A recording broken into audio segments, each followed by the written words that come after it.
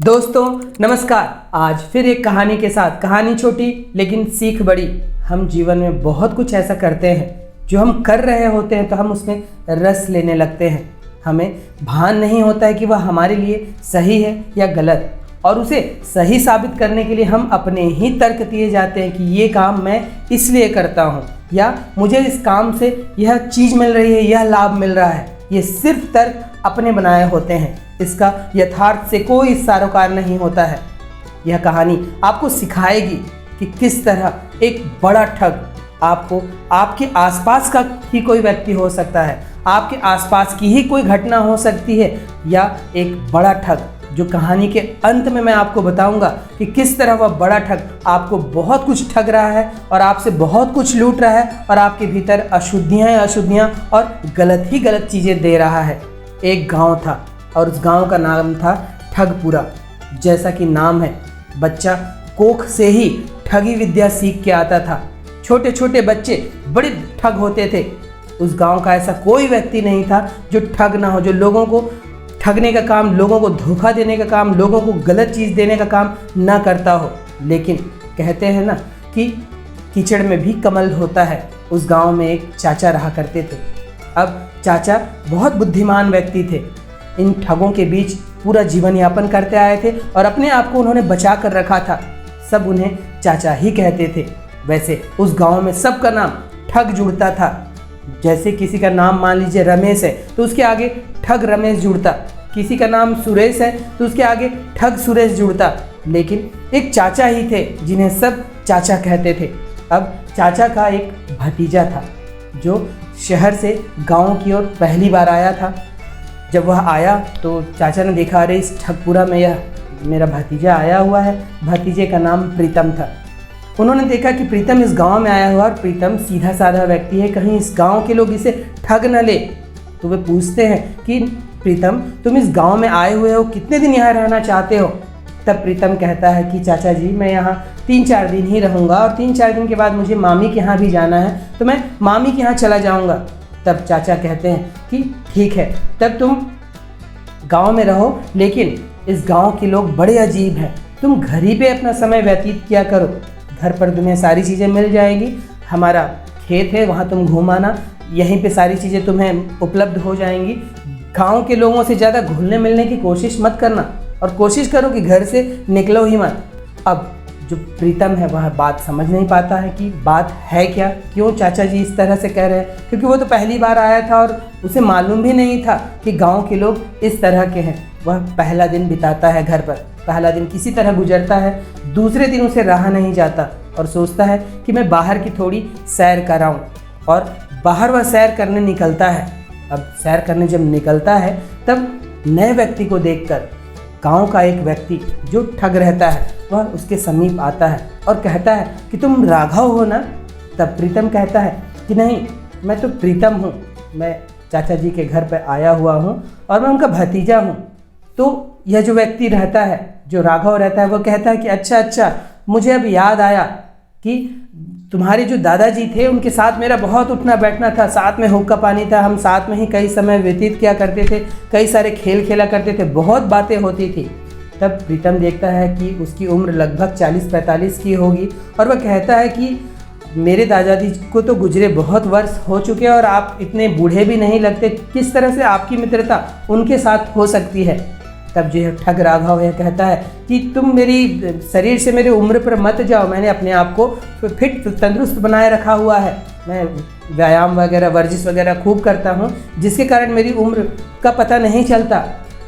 चलो तुम्हारे यहाँ कैसे आना हुआ है? कुछ व्यवहारिक बातचीत, बहुत मीठी बातचीत करता है। जिस तरह के ये लोग होते हैं, अधिकतर जो लोग ठग होते हैं, जो लोग दूसरों को बेवकूफ़ बनाना जानते हैं, उनकी बातचीत चापलूसी भरी होती है।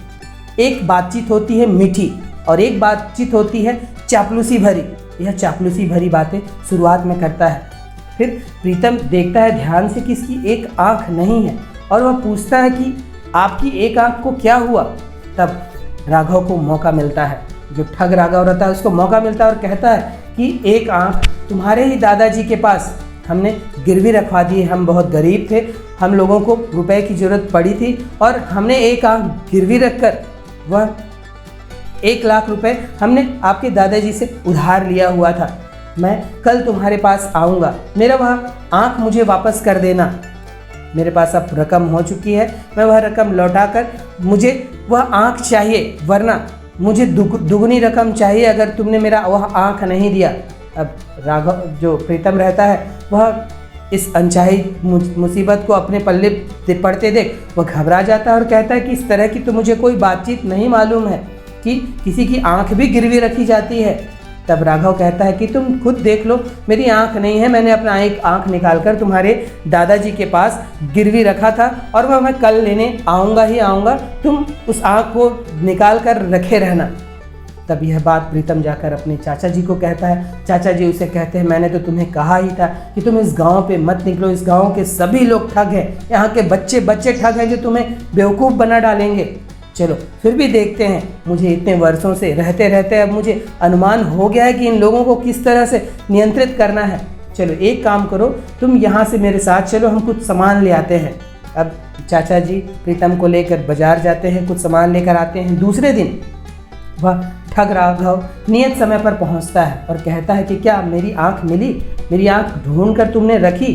अब प्रीतम कहता है कि हाँ मैंने ढूंढ कर रखी है। और वह एक आंख ले आता है और देखता है राघव, अरे इसने तो सचमुच में आंख ले आया।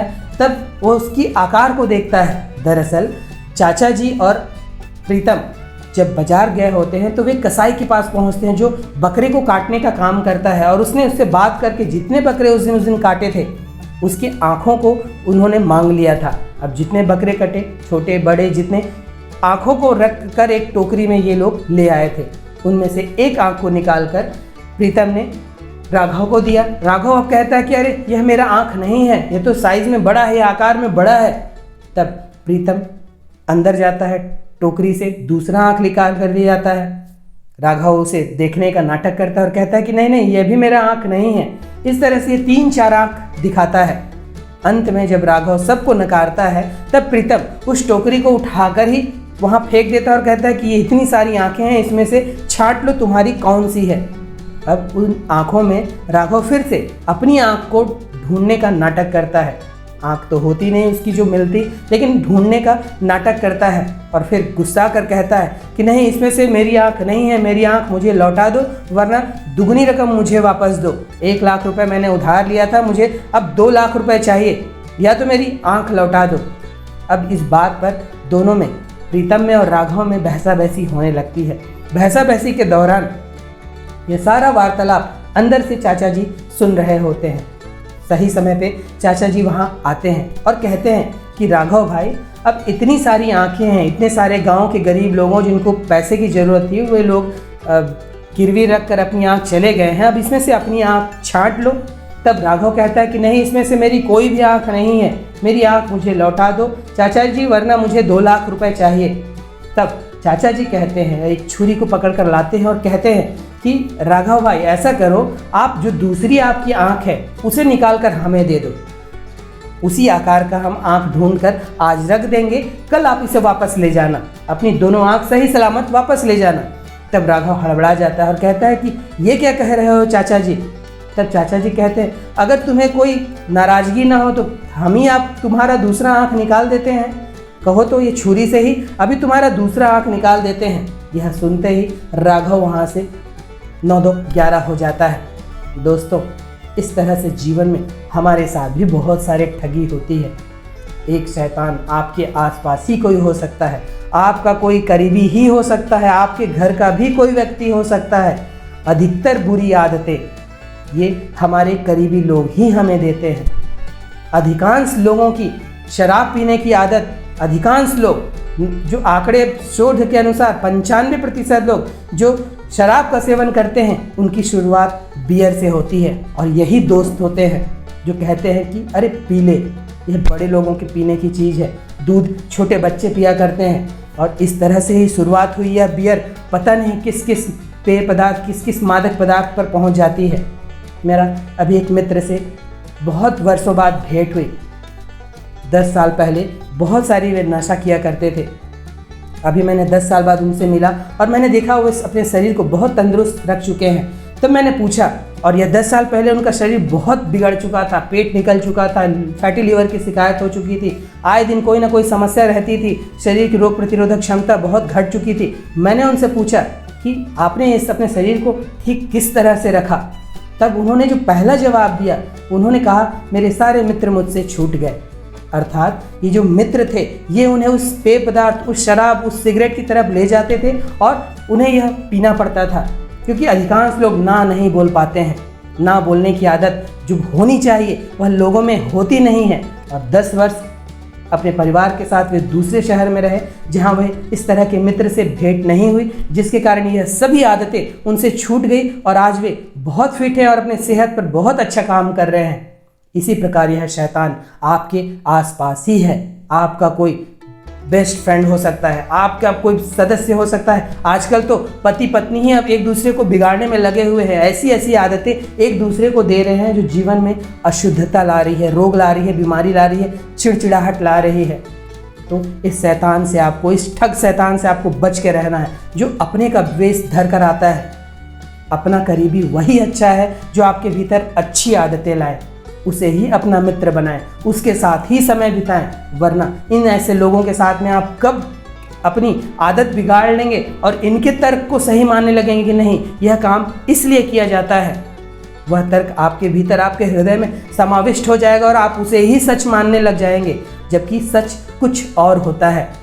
इस तरह के लोग इस तथ्यों को मैनिपुलेट करके लोगों को प्रस्तुत करते हैं कि तुम इसलिए यह करो। खुद तो वे कीचड़ में फंसे होते हैं, वे मल में बदबू पा रहे होते हैं और आपको भी वे उस अपनी दुनिया में खींचना चाहेंगे। तब यहाँ पे आपको चाचा की तरह सावधान रहने की ज़रूरत है, नकली आँख तैयार रखने की ज़रूरत है कि जब समय पड़े वह नकली आँख प्रस्तुत करके अपने आप को बचाया जा सके। एक शैतान, एक बड़ा शैतान जिसको मैंने वीडियो के प्रारंभ में कहा था, वह आपके आसपास ही नहीं, एक बहुत बड़ा शैतान है, बहुत बड़ा ठग है जो आपके भीतर है। वह आपकी इंद्रियां हैं, आपका मन है। यह ठग से आपको बहुत बच के रहने की ज़रूरत है, क्योंकि यह जो ठग है, जो चीज़ें करनी है उसमें रस नहीं दिलाएगा, जो चीज़ें नहीं करनी है उसमें बहुत रस दिलाएगा। फिर आप अपने ही तर्कों पर उन चीज़ों को किए चले जाएंगे। सुबह उठने में कोई रस नहीं है, सबको सोना बहुत अच्छा लगता है, मेहनत करने में, व्यायाम करने में, योग करने में, शरीर से पसीना निकालना किसी को अच्छा नहीं लगता। लेकिन जो लोग चाचा की तरह सावधान हैं वे ये सब चीज़ करते हैं, क्योंकि उन्हें मालूम है ये थोड़ी देर का हमारा किया हुआ मेहनत, थोड़ी देर का निकाला हुआ पसीना हमको दिन भर तंदुरुस्त रख सकता है, हमारे पूरे जीवन को तंदुरुस्त रख सकता है। लेकिन आपके भीतर जो बैठा ठग है, यह आपको इन चीज़ों पे रस दिलाएगा जहाँ पर आपको मज़ा आएगा, आप अपने कंफर्ट जोन में रहेंगे और आप अपने ही तर्कों से उन चीज़ों को किए चले जाएंगे। और यही कारण है कि लोग आज मोबाइल पर, टेलीविज़न पर, बड़े पर्दे पर अपना समय बहुत ज़्यादा व्यतीत कर रहे हैं। इन आदतों से बाज आ जाइए। समय बहुत बहुमूल्य है, आपका जीवन बहुत बहुमूल्य है। ईश्वर ने आपको किसी उद्देश्य से भेजा है, उस उद्देश्य को समझिए, उस उद्देश्य के अनुरूप पालन करिए, उस उद्देश्य के अनुसार अपने जीवनचर्या को रखिए। वरना आपका यह नया रस है जो आप जिस चीज़ों पर रस ले रहे हैं, मोबाइल पर, टेलीविज़न पर, मूवीज़ पर, जो आप अपना बहुत बहुमूल्य समय बिता रहे हैं, महीने 2 महीने में एक बार चलता है कि कोई बहुत उत्कृष्ट चलचित्र आया, बहुत कोई उत्कृष्ट शो आपने देख लिया। लेकिन अगर यह रोज़ रोज़ की आदत हो जाए, हफ्ते हफ्ते की आदत हो जाए, तब संभलने की ज़रूरत है। वरना राघव ठग आएगा, आपके भीतर से ही आ सकता है। करीबियों के लिए क्या कहें हम, आपके भीतर ही वह ठग आ सकता है कि चलो आज ये कर लेते हैं। एक दिन चलता है और यह एक दिन चलता है आपके सारे बांध को तोड़ देगा, और बांध में आई एक दरार आपके पूरे बांध के पानी को बहा जाएगी और आपका गांव डूब जाएगा।